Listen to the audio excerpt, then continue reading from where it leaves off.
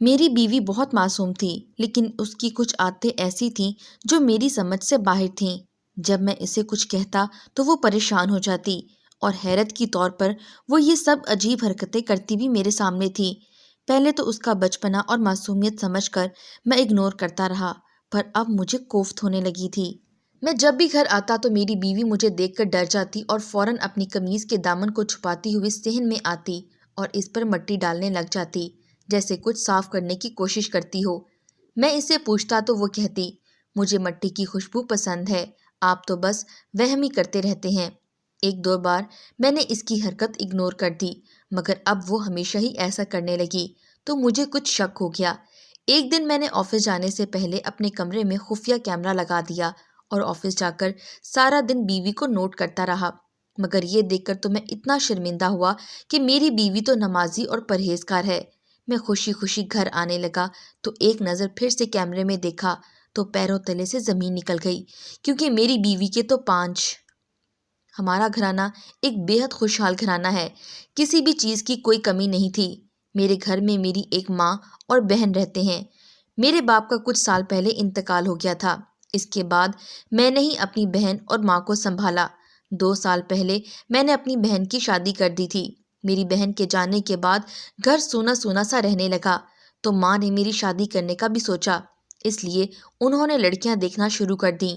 بہت ساری لڑکیاں دیکھیں، لیکن کوئی بھی لڑکی ان کو پسند نہیں آ رہی تھی، مگر انہوں نے بھی لڑکی دیکھنا جاری رکھا اور بالآخر انہیں میرے لیے اپنی پسند کے مطابق ایک لڑکی مل ہی گئی۔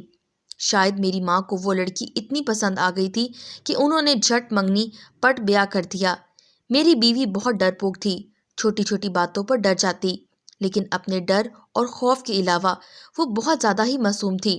شاید ماں نے اس کی معصومیت دیکھ کر ہی اسے میرے لیے چنا تھا، لیکن اس کی ایک عجیب عادت تھی جس نے مجھے ٹھٹکنے پر مجبور کر دیا۔ میں جب بھی گھر آتا تو میری بیوی مجھے دیکھ کر ڈر جاتی اور فوراً اپنی قمیض کے دامن کو چھپاتی ہوئی صحن میں آتی اور اس پر مٹی ڈالنے لگ جاتی، جیسے کچھ صاف کرنے کی کوشش کرتی ہو۔ میں اسے پوچھتا تو وہ کہتی، مجھے مٹی کی خوشبو پسند ہے، آپ تو بس وہم ہی کرتے رہتے ہیں۔ میں حیران ہو جاتا، بھلا مٹی کی خوشبو کو پسند کرنے کا یہ کون سا طریقہ ہوتا ہے کہ مٹی کو دامن میں ہی ڈال لیا جائے۔ مٹی کی خوشبو مجھے بھی پسند تھی، لیکن مٹی سے اپنی پسندیدگی کا اظہار کرنے کا یہ طریقہ مجھے کچھ سمجھ نہیں آیا۔ لیکن خیر، ایک دو بار میں نے اس کی حرکت کو اگنور کر دیا۔ مجھے لگا کہ کچھ دنوں بعد وہ بالکل ٹھیک ہو جائے گی، مگر اب وہ ہمیشہ ایسا کرنے لگی تو مجھے بھی کچھ شک ہونے لگا۔ آخر وہ میرے آتے ہی اپنے دامن میں مٹی کیوں بھر لیتی ہے؟ اس کی کیا وجہ ہو سکتی ہے؟ ایک دن میں نے آفس جانے سے پہلے اپنے کمرے میں خفیہ کیم لگا دیا اور آفس جا کر سارا دن بیوی کو نوٹ کرتا رہا، مگر یہ دیکھ کر تو میں اتنا شرمندہ ہوا کہ میری بیوی تو نمازی اور پرہیزگار ہے۔ میں خوشی خوشی گھر آنے لگا تو ایک نظر پھر سے کیمرے میں دیکھا تو پیروں تلے سے زمین نکل گئی، چونکہ میری بیوی کی 5 انگلیاں مڑ کر ہاتھ کمر کے پیچھے جا رہا تھا، گردن بھی ٹیڑھی ہو رہی تھی۔ میں سمجھ گیا کہ میری بیوی کو مرگی کا دورہ پڑ رہا ہے۔ میں نے جلدی سے اپنی ماں کو فون کیا تاکہ وہ جلدی سے ڈاکٹر کو فون کریں اور میری بیوی کی حالت سنبھل جائے۔ کچھ دیر بعد میں گھر پہنچ گیا۔ ڈاکٹر مجھ سے پہلے ہی گھر پہنچ چکا تھا۔ انہوں نے میری بیوی کو انجیکشن لگا دیا تھا اور اب وہ سکون سے سو رہی تھی۔ میں اپنی ماں کو ایک الگ کمرے میں لے گیا۔ میری بیوی کو مرگی کے دورے پڑتے ہیں، امی آپ نے پہلے مجھے کیوں نہیں بتایا؟ لیکن میری ماں کو تو مجھ سے بھی زیادہ حیرانگی ہوئی۔ انہوں نے لا علمی کا اظہار کر دیا۔ انہوں نے کہا، بیٹا مجھے اس بارے میں بالکل بھی خبر نہیں تھی، اگر مجھے اس بارے میں پتا ہوتا تو میں کبھی بھی تمہاری شادی اس سے نہ کرواتی۔ میری ماں کے بگڑتے تیور دیکھ کر میں بھی حیران رہ گیا، کیونکہ آج تک تو وہ اس کی پسندیدہ بہو تھی۔ شاید یہ نفرت اس کو مرگی کا دورہ پڑنے کا اثر تھا۔ میری ماں کو جھوٹ سے سخت نفرت تھی اور میری بیوی کی بیماری کے بارے میں چھپائی گئی یہ بات ماں جلد بھولنے والی نہیں تھی۔ اگلے دن میری بہن روتی ہوئی گھر آ گئی۔ اس کا شوہر بہت زیادہ غصے میں لگ رہا تھا۔ میری ماں کے ساتھ میں بھی حیران رہ گیا۔ میری بہن اپنے گھر میں بہت خوش تھی، پھر آج روتے روتے کیوں آ رہی ہے؟ اپنے گھر میں رکھو اور اس کا علاج کرواؤ، میرا بہنوئی یہ بول کر ہمارے گھر سے چلا گیا۔ میں اور ماں ساکت کھڑے رہے۔ میری بہن روتے ہوئے اندر آ گئی۔ میری ماں نے پوچھا تو اس نے بتایا، امی میں اپنی دوائی لینا بھول گئی تھی۔ میری بہن کو نیند میں چلنے کی عادت تھی، ویسے ہی یہ عادت زیادہ خطرناک نہیں تھی۔ وہ نیند میں چلتے ہوئے اپنے کمرے سے نکل کر باہر صوفے پر سو جاتی تھی، کبھی کچن میں چلی جاتی تو کبھی کہیں جا کر بیٹھ جاتی۔ لیکن جب سے ہم اس کا علاج کروا رہے تھے تب سے اس کی بیماری قابو میں آنے لگی تھی۔ میری ماں کو اس کی بات سن کر غصہ آیا۔ تم نے دوائی لینا کیوں چھوڑ دی؟ آگے سے میری بہن روتی ہوئی رہی۔ امی، مجھے لگا میں بالکل ٹھیک ہو گئی ہوں، اس لیے میں نے سوچا کہ شاید دوائیاں لینا فضول ہیں، اس لیے میں نے دوائیاں لینا چھوڑ دیں۔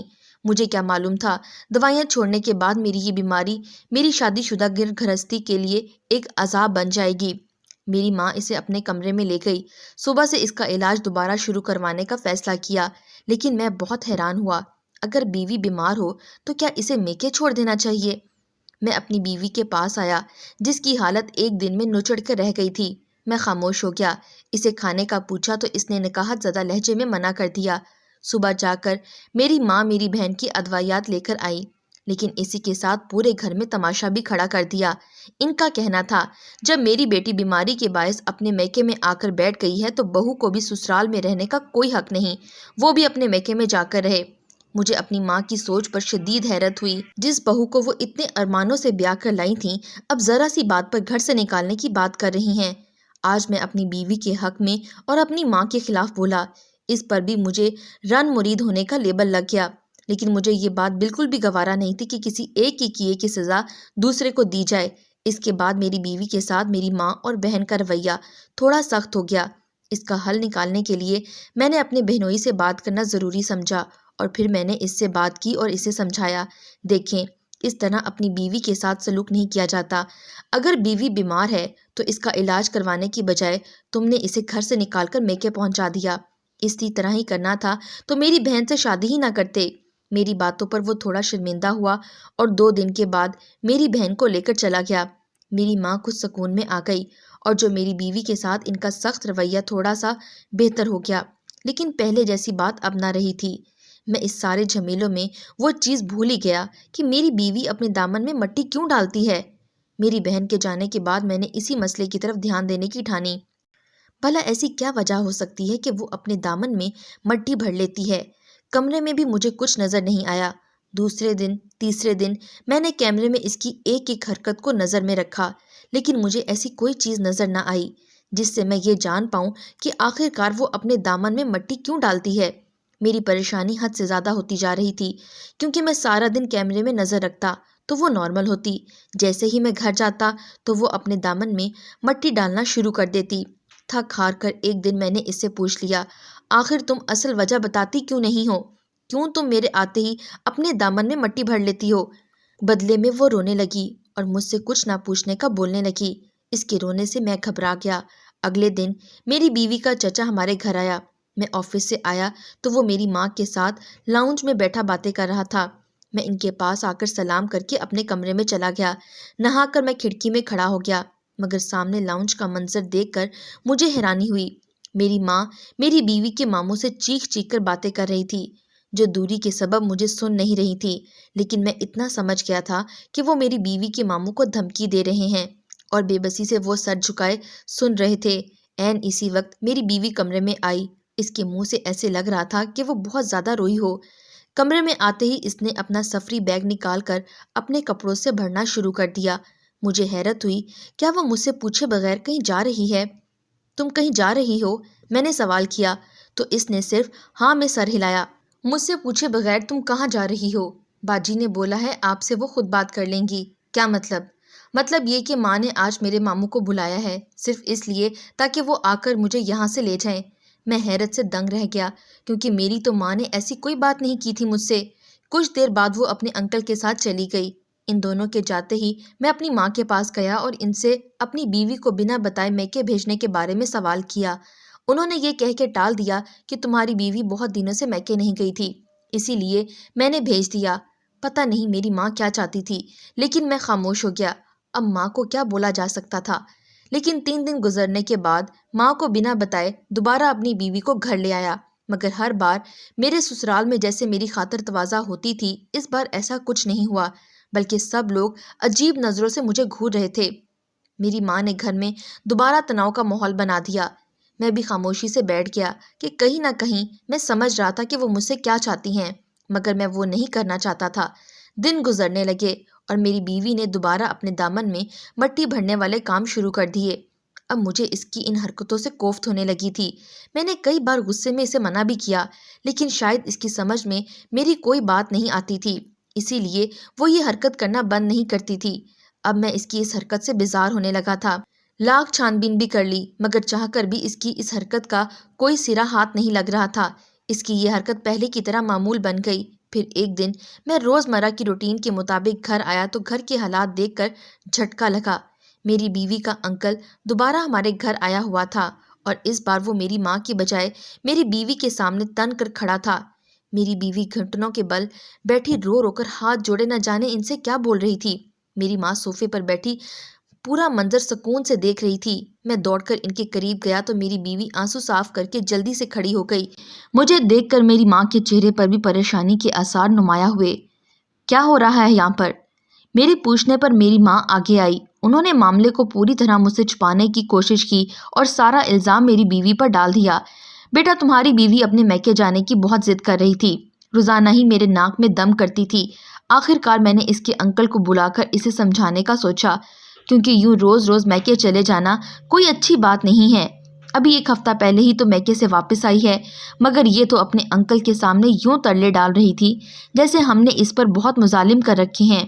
ان کی باتیں سن کر میں نے حیرت سے اپنی بیوی کی طرف دیکھا جو نام میں گردن ہلا رہی تھی۔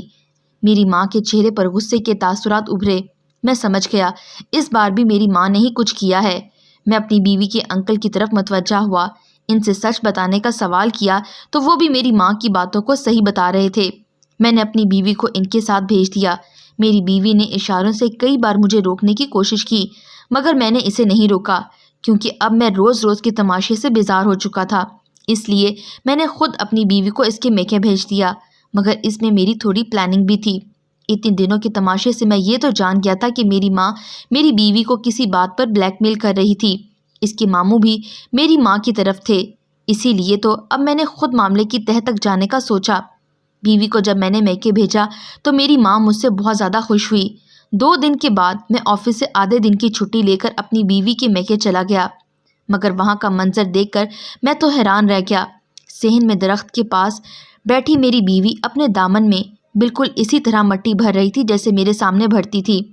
پہلے مجھے لگا کہ وہ صرف مجھے پریشان کرنے کے لیے ایسا کرتی ہے، مگر اب ایسے لگ رہا تھا جیسے وہ کسی اور وجہ سے کرتی ہے۔ میرے آتے ہی میری بیوی دامن جھاڑ کر سلام کرتے ہی کچن میں چلی گئی۔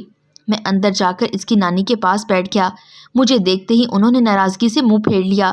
میں حیران ہوا، وہ تو بہت نرم مزاج خاتون تھیں اور مجھ سے تو ان کی ناراضگی بھی کبھی نہیں رہی۔ میں ان کے تخت کے پاس ہی بیٹھ گیا اور ان سے ان کی ناراضگی کی وجہ پوچھی تو وہ رو پڑی۔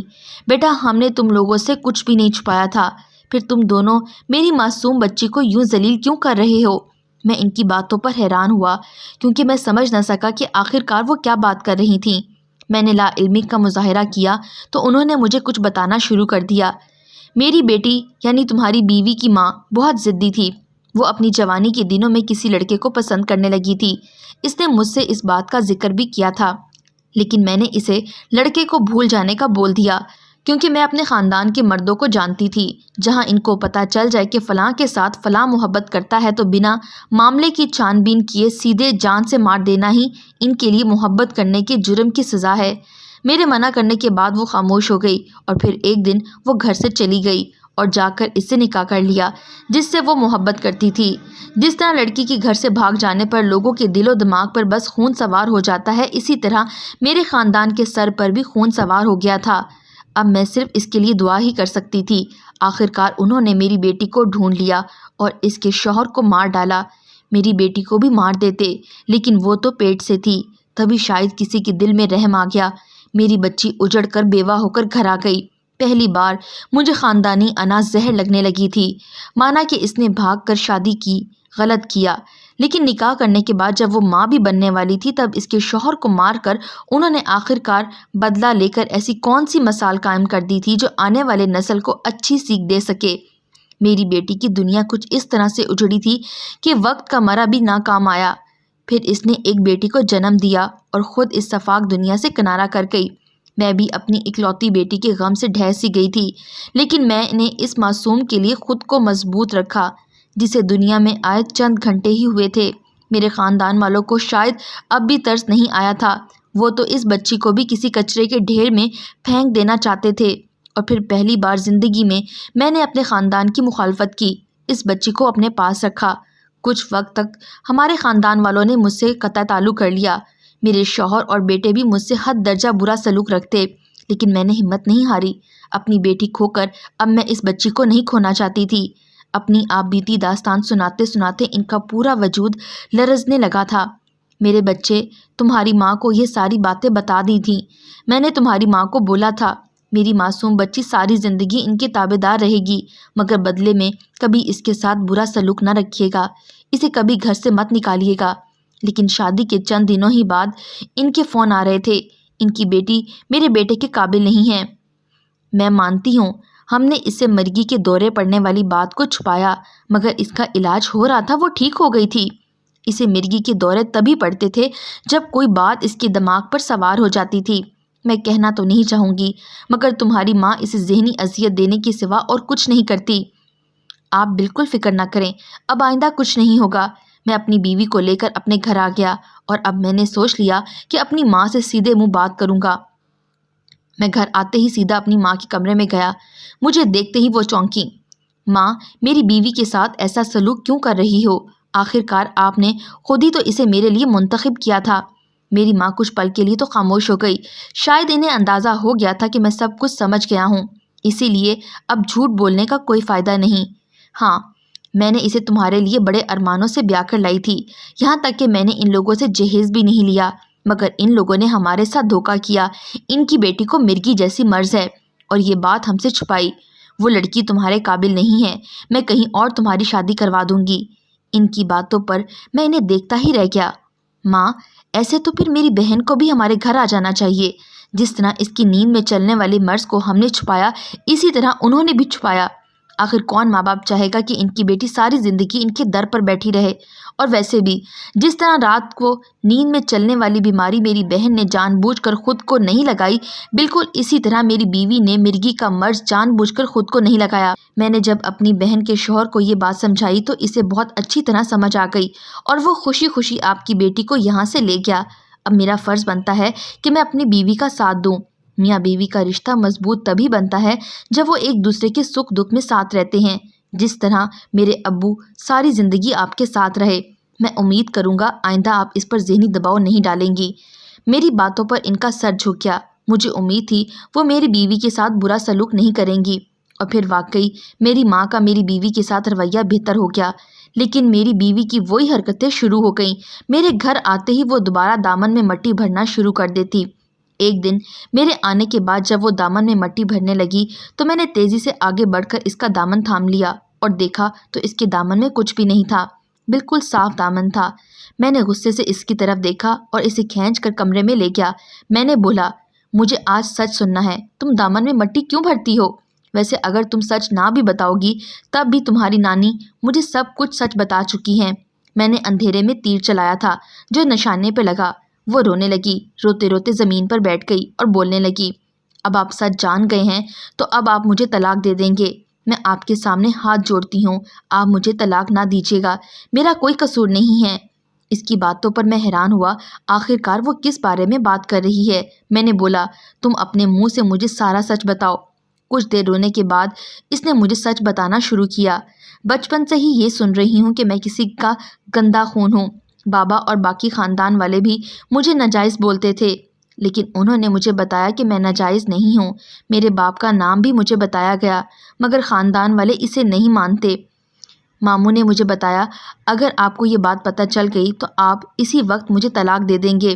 میں ذہنی مریضہ بنتی جا رہی تھی، مجھے دوبارہ مرگی پڑنے لگی۔ تب نانی نے مجھے بولا، اگر میں آپ کے آتے ہی اپنے دامن میں مٹی بھر لوں تو آپ مجھے طلاق نہیں دیں گے، بس اسی لیے میں آپ کے آتے ہی اپنے دامن میں مٹی بھر لیتی ہوں۔ اپنے من کی بات بتا کر وہ دوبارہ رونے لگی اور میں نے افسوس سے سر ہلا دیا۔ سب سے پہلے تو تم رونا بند کرو اور مجھے یہ بتاؤ کہ تمہیں کس نے بولا میں تمہیں صرف اس بات سے طلاق دے دوں گا؟